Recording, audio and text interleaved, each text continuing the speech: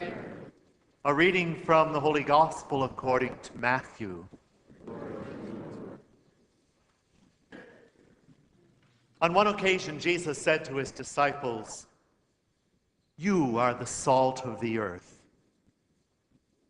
But if salt loses its taste, with what can it be seasoned?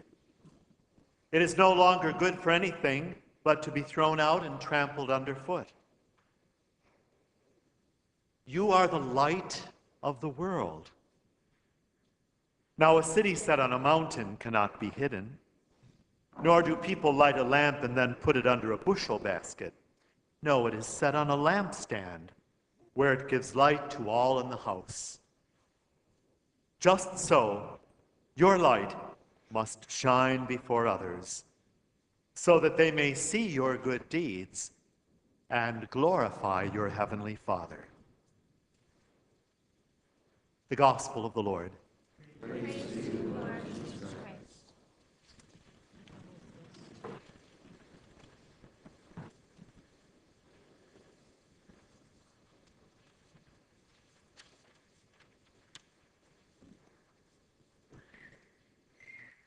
As a good teacher, Jesus often used images that the people could understand.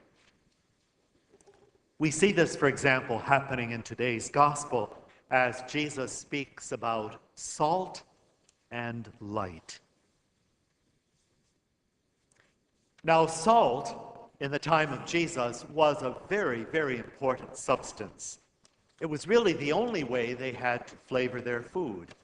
It was the only spice or seasoning they had.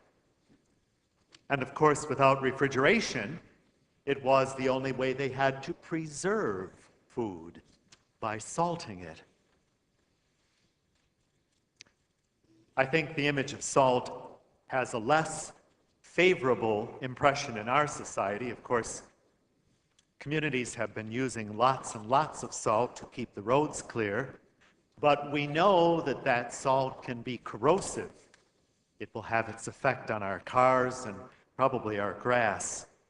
And of course, our doctors tell us it's not healthy to use very much salt. However, the image of light is more powerful and effective for us. Just think of how important it is that the days are getting longer.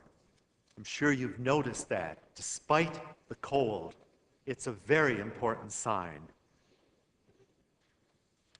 So in the Gospel of Matthew, Jesus asks us to be light for others. And as you heard in our first reading, Isaiah the prophet says, this will only be possible, we can only be light for others if we act rightly.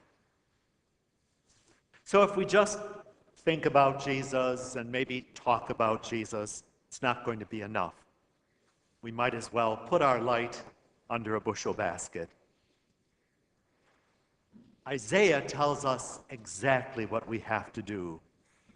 And as you noticed, it's more than simply smiling sweetly or acting nicely. He says, share your bread with the hungry. He says, shelter the homeless and the oppressed. He says, clothe the naked. He says, do not turn your back on your own. And then he adds, if you do those things, your light shall break forth like the dawn. Now, of course, Jesus himself is the light. We simply walk in his light, or we absorb his light so that it can shine out from within us.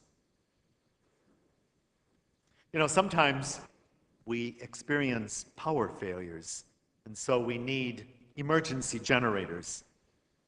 But we can be sure that the light of Christ never fails. We just have to let it shine out from within by the way we act.